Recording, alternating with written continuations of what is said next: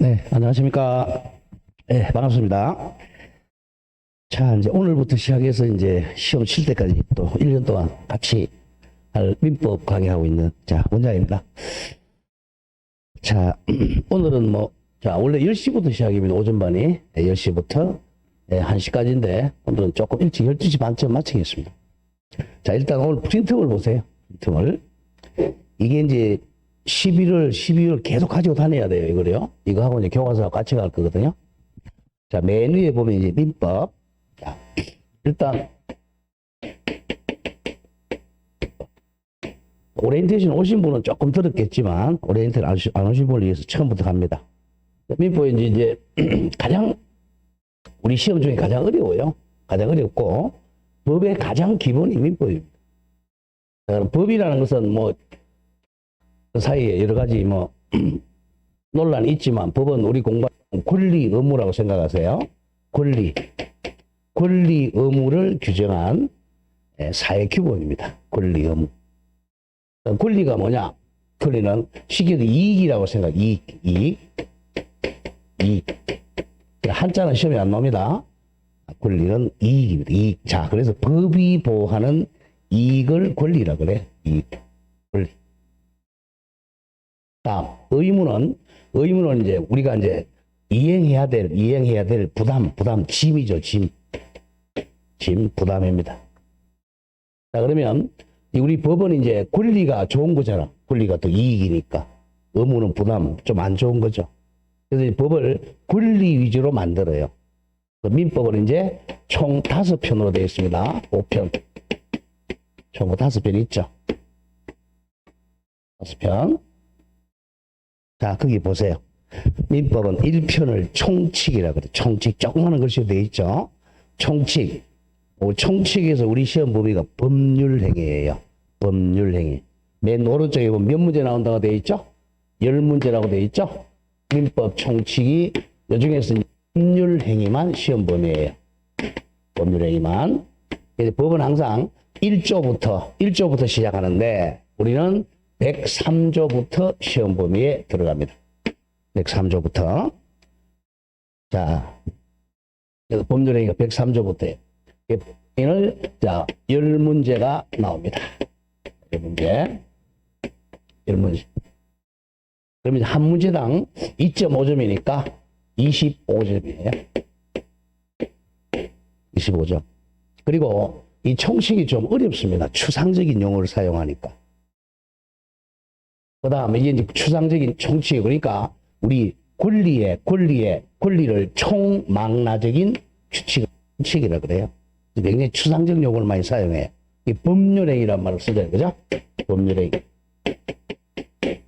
자, 여러분들 법 공부 안 하신 분은 법률행위란 말 평생 한 번도 안 들어보고 죽어요. 자, 법률행위가 뭐냐? 쉽게 생각하세요. 법률행위 그러면 계약으로 바꿔 읽어요. 똑같은 말은 아닙니다. 그런데 초학자들은 계약, 요거 그죠? 수학 시간에 배웠죠? 법률행위를 뭐로 바꿔 읽어라? 계약. 오늘 한 거 중에 요것만은 외워주세요. 법률행위를 뭘로 바꿔 읽어라? 계약으로 바꿔 읽어요. 무조건 법률행위란 말이 나오면 뭘로 바꿔 읽어라? 계약. 그럼 계약이란 말 들어보셨죠? 그죠? 계약이란 말은. 매매 계약, 임대차 계약 들어봤잖아요. 그죠? 그걸 줄여서 우리가 법률행위라 그래요. 그러니까 계약을 통틀어서 그냥 법률행위라 그럽니다. 그렇게 생각하시면 돼요. 가장 편하게. 자, 법률행위는 뭘로 바꿔 읽어라? 계약. 자, 그러면 이제 내일부터 책이 나오겠지만 우리 민법 책에서 법률행위란 말이 몇 번 나오느냐? 1000번 이상 나옵니다. 책에 법률행위 1000번 이상 나와. 그걸 뭘로 바꿔 읽어? 계약으로 바꿔 읽으란 말이야. 법률행위가 뭐냐? 시험에 안 나와요. 계약. 이해됐죠? 법률행위 그럼 뭐다? 계약이다. 법률행위는 뭐다? 계약이다. 법률행위는 뭐다? 계약이다. 그게 포인트예요. 그걸 모르면 총칙이 너무 어려워. 계약.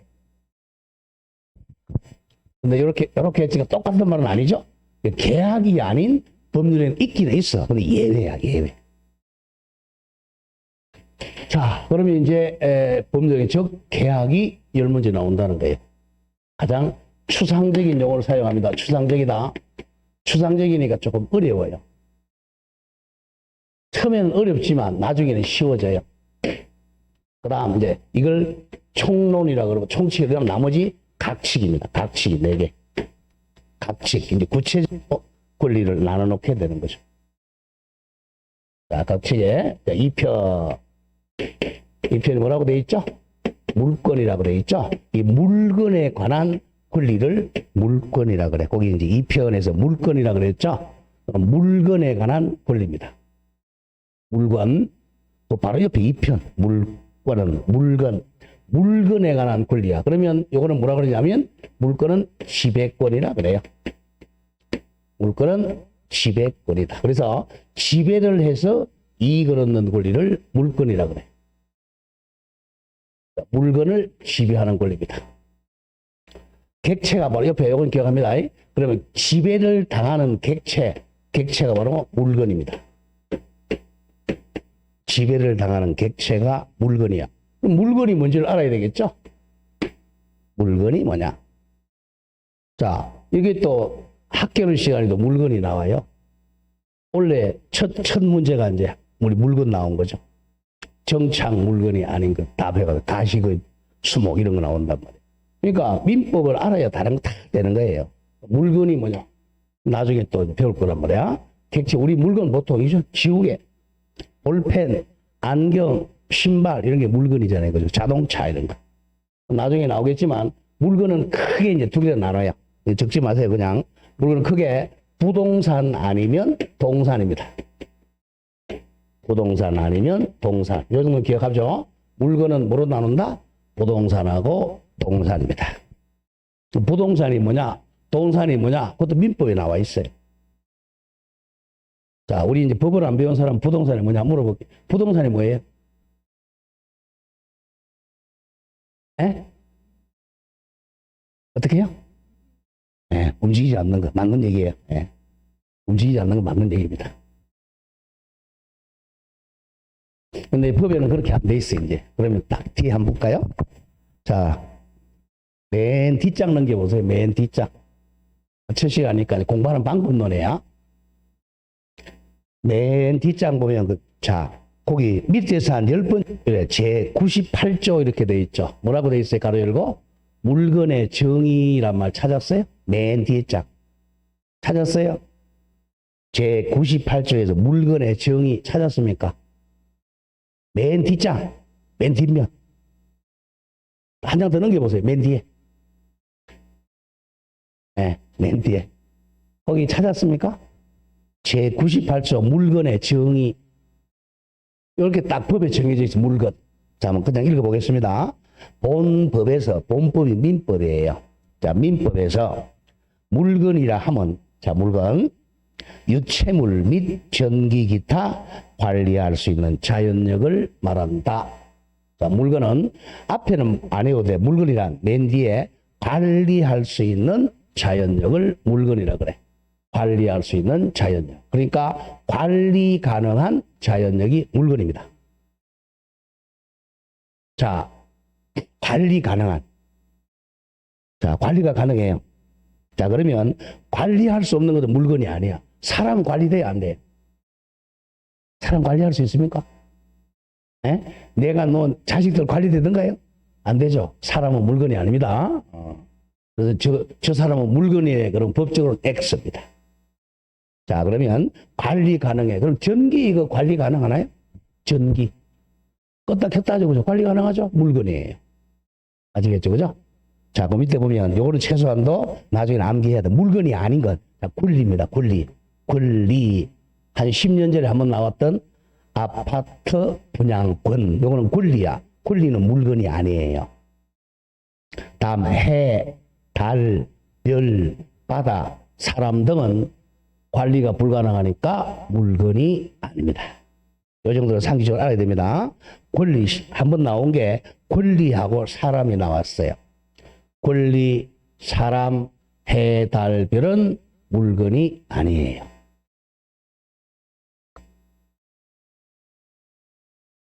자, 그 정도 정리하거나 99조는 오늘 외웁시다.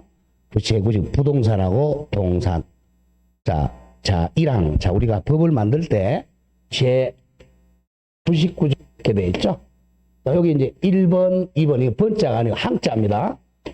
차례 제적 써서 제1항, 제2항 이렇게 돼요. 그리고 제1항이 원칙입니다. 원칙. 제2항은 예외입니다. 예외. 이걸 알아야 점수가 나와요. 이런 것도 모르고 그냥 교과서 읽으니까 점수가 안 나오는 거예요. 제1항이 원칙, 제2항이 예외입니다. 자, 그러면 1항, 2항이 없다. 그러면 예외가 없는 거예요. 우리 영어 시간에 이런 거 배웠죠. 그죠? 예외 없는 규칙 없다. 이런 말 배웠죠. 영어 시간에. 그죠? 예외 없는 규칙 없다. 근데 예외 없는 것도 있어요. 자, 그러면 거기 1항이 부동산이야. 자, 토지 및 그 정착물은 부동산이다. 자, 그걸 기억해야 됩니다. 자, 부동산은 토지하고 그 딱 붙은 정착물이 부동산입니다. 이게 바로 이번 학개론 1번 문제였잖아, 금년에. 토지 및 그 정착물이 부동산이다. 첫 시간에 암기해달라고 그랬어요. 부동산은 토지하고 건물이다. X입니다. 토지 및 그 정착물이 부동산이에요. 일단 토지하고 그 정착물입니다. 토지에 딱 고정되어서 딱 부착되어서 움직이지 않는 게 정착물이죠. 토지와 정착물이야.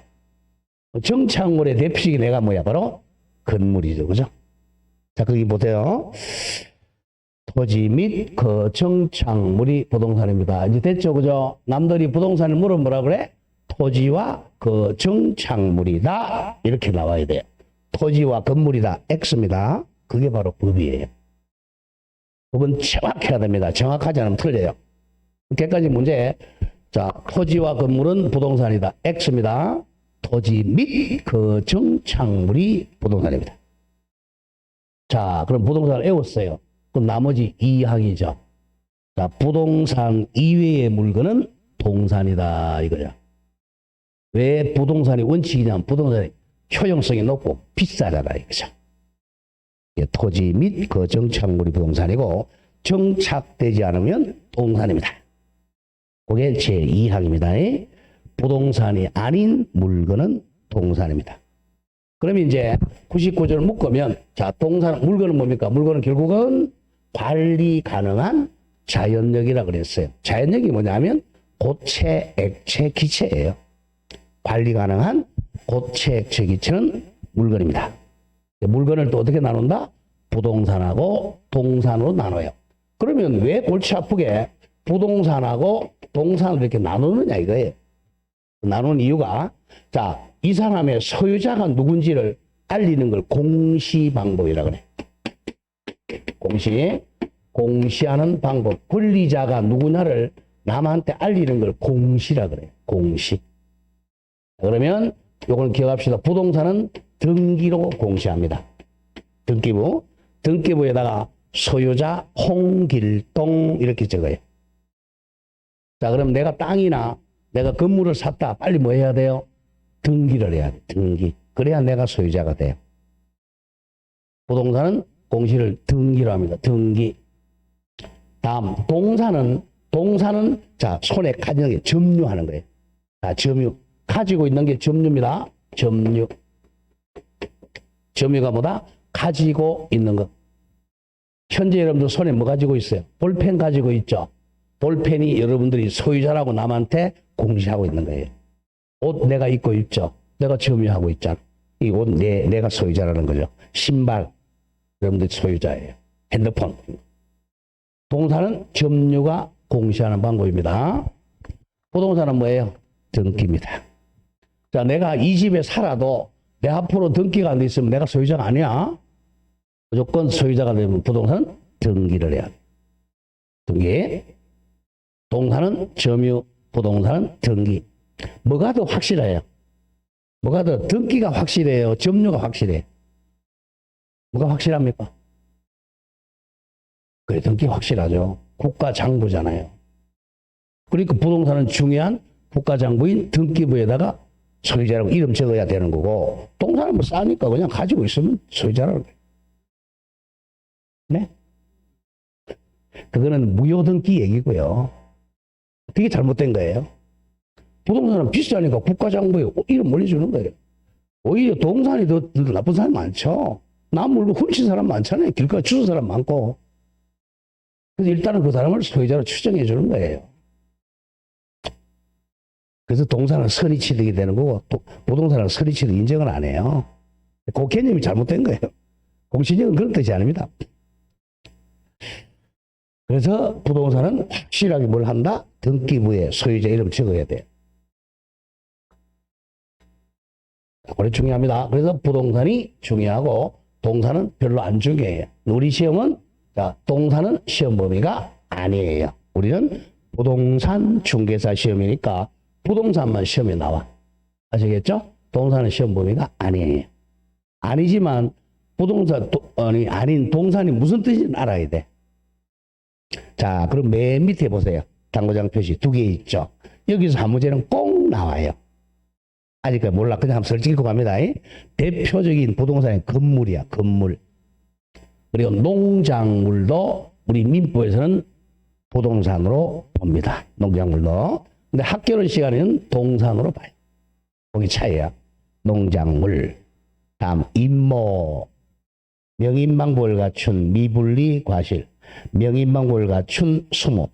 명인망보를 갖춘 수목의 집단 등은 토지와는 독립된 부동산이다. 이건 아직까지 몰라도 좋아요.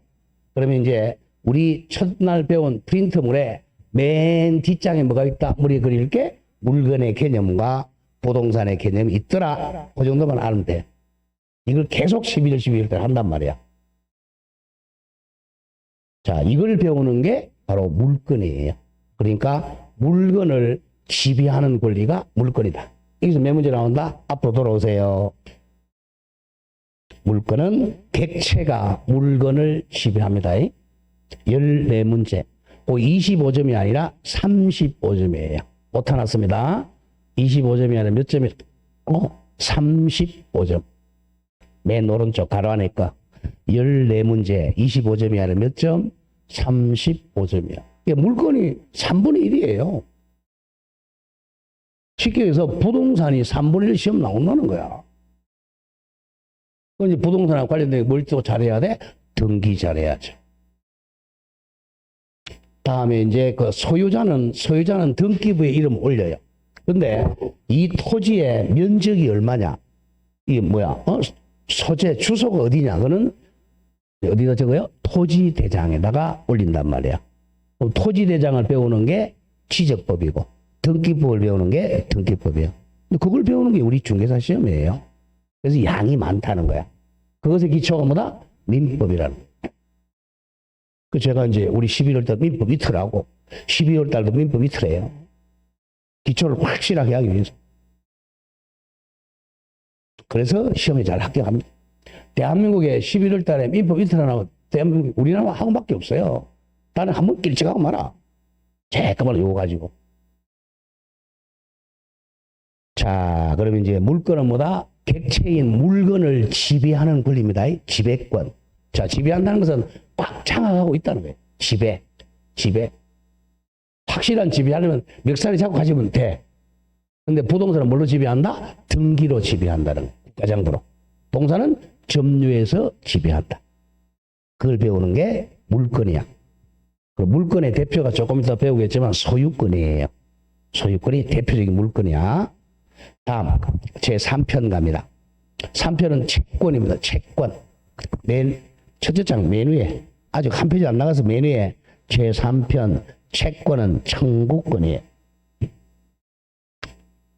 자, 물건의 반대말이 한편 채권입니다. 채권은 자 채무자, 객체가 채무자 사람에게 청구하는 청구권이에요. 사람에게 청구하는 청구권입니다.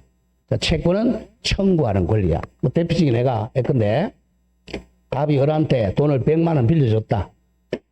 그럼 갑이 뭘 보고 돈 갚아라라고 돈 갚아라 청구하는 거죠. 청구권. 그러니까 일정한 행위를 돈 갚는 행위를 청구하는 청구권입니다. 이거는 사람에 대한 권리죠. 사람에게 청구하는 권리예요. 이 지배권이 아니죠.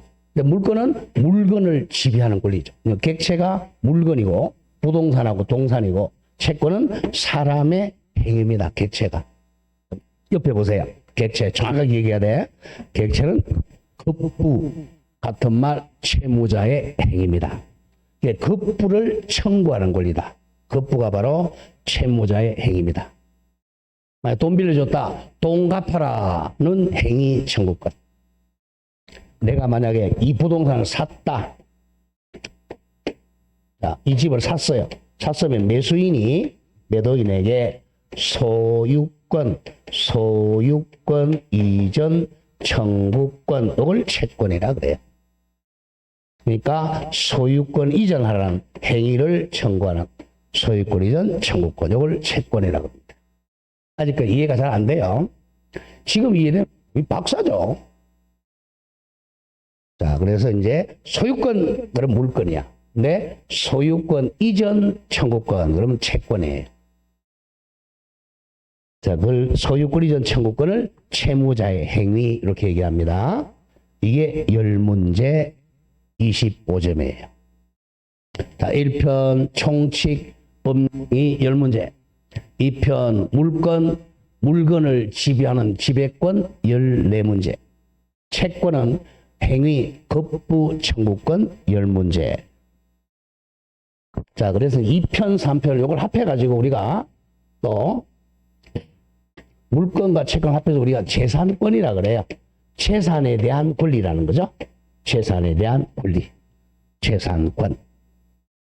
그 다음 4편, 5편은 뭐 중요하진 않은데 4편, 5편은 이건 시험 범위가 아니니까 기본 개념은 알아야 돼. 4편은 친족권이라 그래. 친족에 관한 권리. 친족권.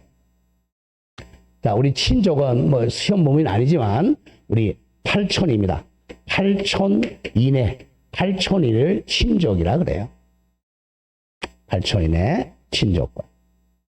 그 다음 마지막 5편이 상속권입니다. 자, 상속권은 요거의 반입니다. 4촌 이내, 4촌 이내만 상속을 받습니다. 4촌 이내만. 그러니까 4촌까지 아무도 없다. 그러면 5촌 이상 있으면 상속권이 그럼 국가로 갑니다.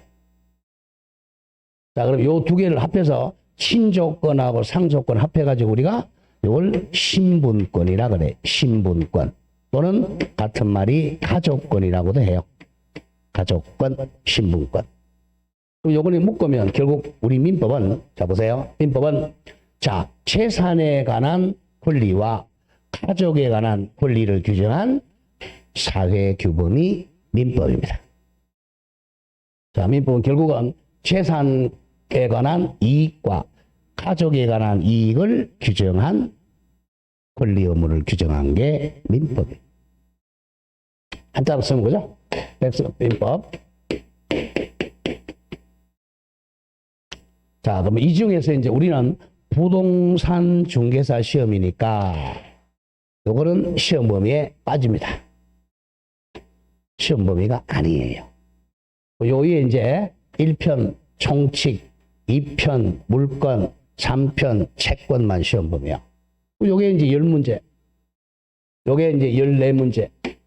이게 10문제. 그러면 34문제밖에 안 되잖아요. 그죠? 근데 아까 분명히 40문제라 그랬는데 6문제가 빠졌잖아.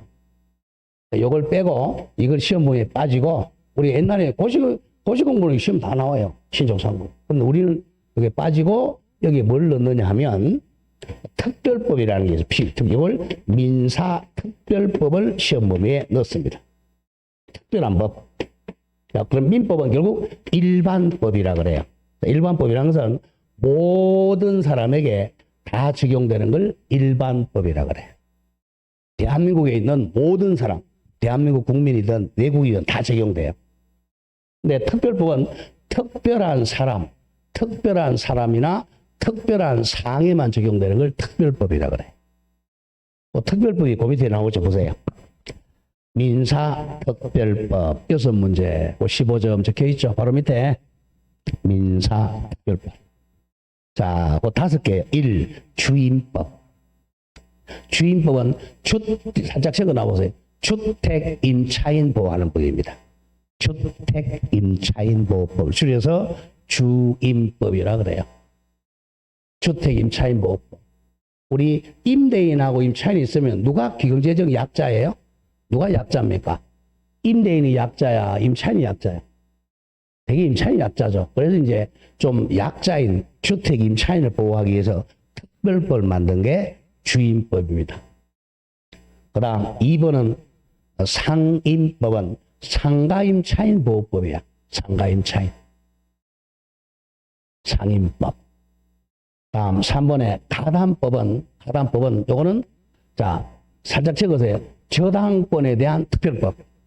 저당권에 대한 특별법이 가담법입니다.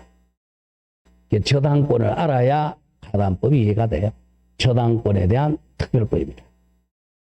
다음 4번 부실법은 같은 말로 실명법이라고 돼요. 그러니까 남의 이름으로 등기하지 말라는 거죠. 부실법, 실명법. 마지막 5 집권법은 우리 집합 건물 있죠, 그죠? 아파트와 같은 공동주택법이 집권법입니다.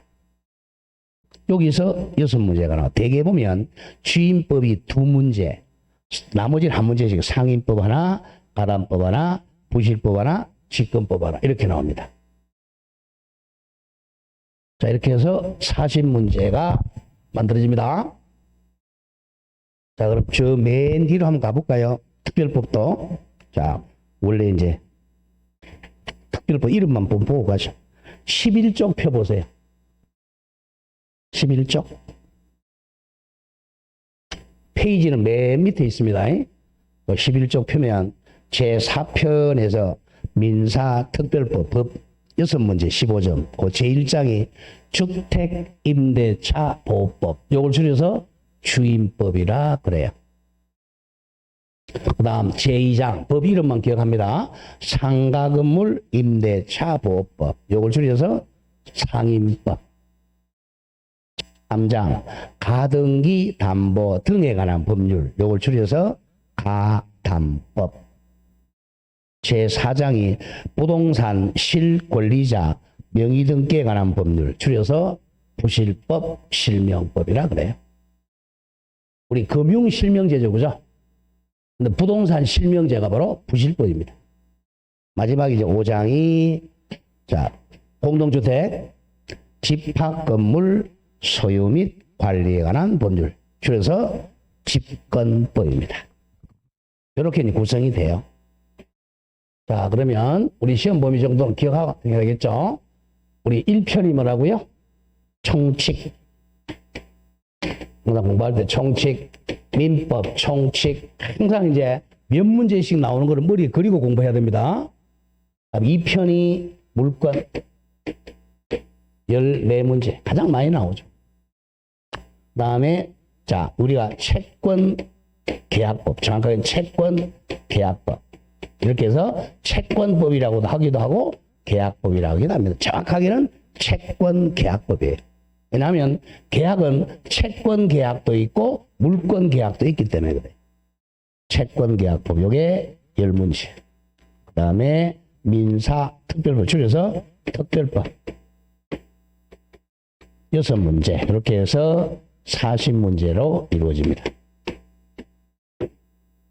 자, 그럼 우리 1차가 이제 민법하고 이제 합계론인데 여기서 이제 합해서 평균 60점 이상의 합격이잖아요. 60점 이상. 어떻게 할 거냐? 자, 평균 60점 이상이니까 이거 60점, 이거 60점 맞으면 잘 없고요. 자, 우리 극단적으로 보죠. 민법을 80점을 맞았어요. 그러면 합격은 40점 맞아 합격이죠. 딱. 근데 민법 100점을 맞았는데 100점은 못 맞지만 사실은 한 90점을 맞았는데 합격은 37.5. 이거는 과락으로 떨어져요. 과락이니까. 한 과목이라도 37.5가 나오면 안 돼. 40점 미만이 나오면 떨어져. 그러니까 80점이 최대야. 또 거꾸로 개론이 80점이다. 민법 40점을 맞으면 돼요. 자, 그럼 80점이 몇 개 틀리는 거냐? 8개를 틀리면 80점입니다. 8개를 틀립니다. 그러니까 민법은 8개 틀려도 시험 합격에는 지장이 없다는 거예요. 그럼 나중에 내가 공부를 하다 보면 굉장히 나한테 안 맞는 어려운 데가 있습니다. 나는 아무리 해도 너무 어렵더라. 어렵다. 이건 버리세요. 과감하게 포기하세요. 여덟 틀려도 되니까. 나중에 내가 말씀드리지만 한 4문제 정도 내가 버리라 그래. 양은 이따만큼 많은데 시험은 한 2년에 한 문제씩 나오는 게 있어요. 버리라 그럽니다. 또 시험장에 문제가 이따만 긴 거 있어요. 긴 거 이거 뭐 한 5분 정도 풀리는 거 이런 거 버려야 됩니다. 1분 이내에 풀어야 되니까 요령을 여러분들이 잘 해야 돼. 자, 그다음 안에 민법을 만약에 70점 맞았다. 학계로 50점 맞으면 되겠죠? 거꾸로 학계로 7점 맞았다. 민법 50점 맞으면 되죠. 우리가 대개 보면 그래요. 민법을 70점 정도 요즘은 맞고 학계는 50점. 아니면 거꾸로 학계는 한 7점 맞고 민법은 50점. 거의 여기 이렇게 됩니다. 거의. 아시겠죠? 90점씩 맞으려고 그러지만 바보야 바보. 90점 맞으려면 민법을 갖다가 한 10년씩 해야 됩니다. 그러니까 어떻게 해야 되느냐. 시험을 출제할 때 항상 자 상, 중, 하 이렇게 출제한단 말이에요. 쉽게 해서 과락면하라고 과락 16개야 40점이. 16개 정도는 쉽게 낸단 말이에요. 쉽게. 하. 이런 거의 다 맞춰야죠. 중, 이것도 보통, 여기 보통 30%, 40% 대개 이렇게 출제가 돼요. 대개. 그래서 하하고 중만 합해도 실제로 나와. 금년시험도 마찬가지였어. 민법이 다 어렵다고 얘기하는데 실점 맞는 데는 전혀 지장이 없는 문제야. 실점 맞는 데는. 근데 85점 맞으려면 엄청나게 어려운 문제예요. 그러니까 민법 7점 맞는 지장이 없어요. 금년에 민법 7점 맞는 사람 공부 안 하는 사람이라는. 왜? 헛공부한 거야, 헛공부. 머리 거쳐다고 애우기를 안 잡고. 민법은 애워서 될 문제가 아닙니다. 민법은 무조건 이해해요. 지금 부동산이 뭔지도 모르고 공부하는 사람들이 빌비재예요. 왜? 부동산이 아까 몇 조였어? 99조잖아. 우리는 시험 보면 몇 조부터라고 그래서 103조부터 시험 보면니까 1조부터 102조까지 몰라도 되는 줄 알아. 아니에요. 법은 연결이 되어 있으니까 1조도 알아야 돼. 99조도 알아야 돼. 중요한 건. 99조를 알아야 학교 일부 문제 풀 수 있지. 가식, 임시로 심은 수목, 나무, 동산이잖아. 정착물이 아니잖아.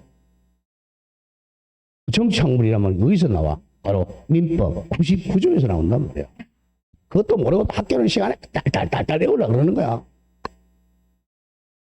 그러니까 민법은 모든 과목하고 다 연결이 돼 있어요. 무조건 민법이에요, 민법. 자, 그러면 우리 민법 몇 번 정도 맞추자? 70점 내지 80점만 맞자. 이렇게 생각하시면 돼요. 70점 이상만 맞자.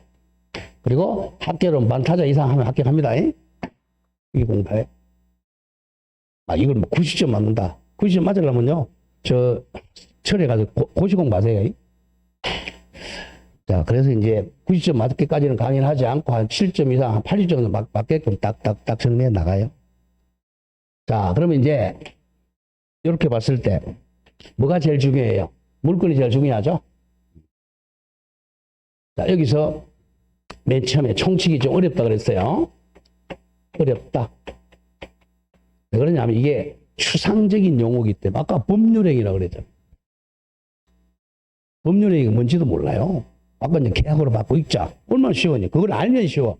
그럼 뭘 배워야 돼? 물권 계약이 뭔지, 채권 계약이 뭔지를 알면 이건 쉬워져요. 이걸 알면 쉬워져. 이걸 모르는 상태에서 이건 어렵죠. 근데 어려운 데다가 또 1페이지부터 또 들어가. 그러면 엄청나게 어려운 거예요. 그래서 우리는 뭐부터 할 거냐면 자 이렇게 합니다. 물권 먼저 배우고 중요하니까. 그 다음 채권 계약 배우고 그 다음 총칙으로 갑니다. 그리고 나서 이제 특별법 가요. 특별법은 일반법을 알아야 특별법을 알게 돼. 쉽게 해서 그냥 민법에서 그냥 임대차. 민법에서 임대차가 뭔지를 알아야 왜 주택임대차, 주임법, 상임법을 만드는지를 알죠. 그래서 민법을 먼저 배우고 특별법은 이제 요거는 1월 달부터 들어갑니다. 자, 이렇게 됩니다. 하고 이제 자, 여기까지 해서 질문 없죠? 네, 왜 없느냐? 알아야 질문하죠, 그죠? 조금 쉬었다 하겠습니다. 좀 쉬었다가 천천히.